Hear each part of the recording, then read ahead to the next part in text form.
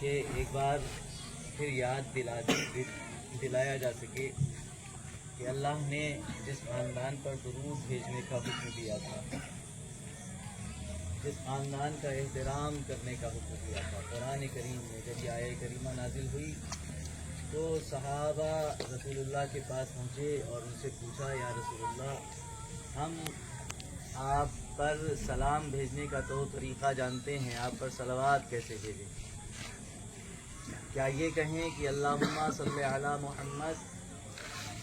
تو پیغمبر نے کہا نہیں، بلکہ میری آل کو بھی اس میں شامل کرو اور کہو اللہم صلی علی محمد و آل محمد۔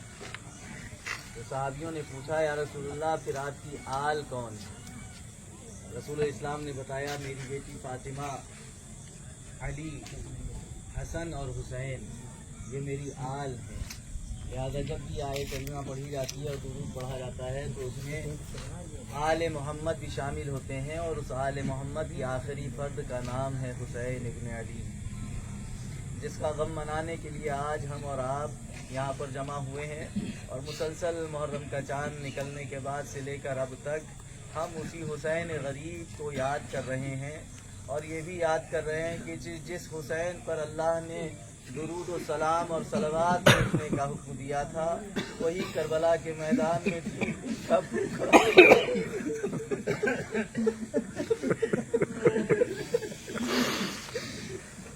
تین دن کا پیاسا ہزاروں آج آپ صبح سے فاقہ تھے، لیکن ایک وقت کے بعد 12 گھنٹے بھی میرا خیال نہیں ہوئے، لیکن آپ کو 12 گھنٹے سے پہلے کھانے کو کچھ مل گیا، پینے کے لیے پانی مل گیا، مگر ہائے میرا مظلوم حمزہ حسین، اس کے چھوٹے چھوٹے بچے کربلا کے میدان میں 3 دن کی بھوک اور پیاس کے عالم میں تازیہ اٹھا کر لائے ہیں۔ تازیہ کیوں اٹھاتے ہیں؟ یہ تازیہ اس لیے اٹھاتے ہیں تاکہ اپنے امام کو پرسہ دے سکے، اے مولا، آپ کا اگر جنازہ کربلا میں نہیں اٹھایا گیا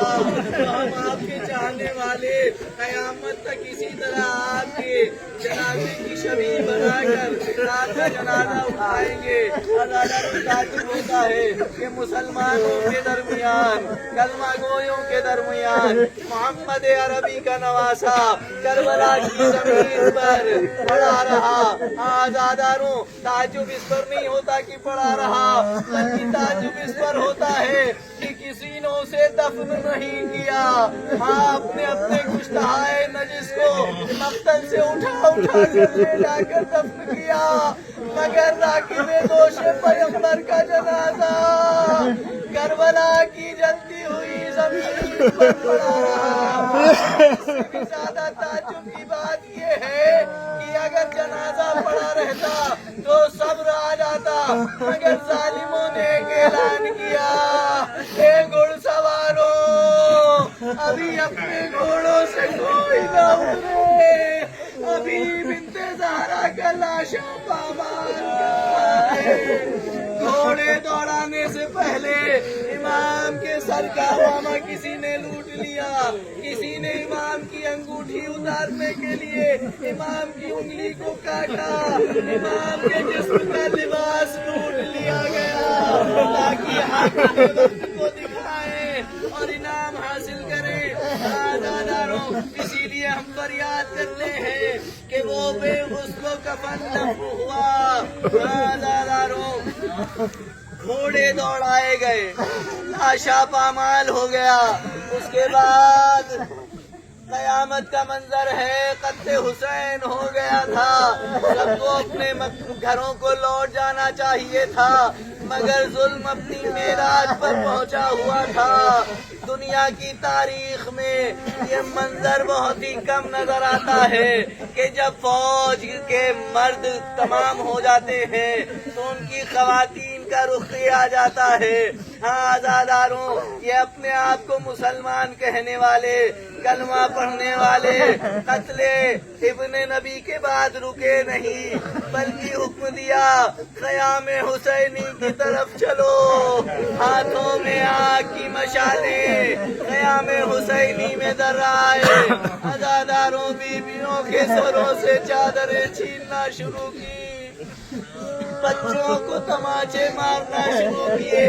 ہاتھوں میں سیلیاں تھیں، ان سیلیوں سے خواتین نے خاندان نبوت کو اذیتیں دینا شروع کی، خیام میں آگ لگائی گئی، جیسے ہی ایک خیمہ جلتا تھا بیویاں دوسرے خیمے میں جاتی تھیں، دوسرے خیمے میں آگ لگائی گئی، تیسرے خیمے میں بیویاں آ گئیں، روایت طویل ہے، بیویاں ایسے ہی خیمہ بدلتی رہیں۔ ایک منظر روایت نے پیش کیا کہ ایک 4 سال کی بچی ہے جس کے دامن میں آگ لگ گئی ہے،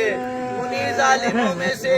کوئی آگے بڑھا، یہ بچی دہشت میں ہے، بچی خوف زدہ ہے، یہی وہ موقع ہے کہ اس کے کانوں میں جو بندے ہیں وہ چھین لوں۔ اس نے یہ کہہ کر قدم آگے بڑھائے،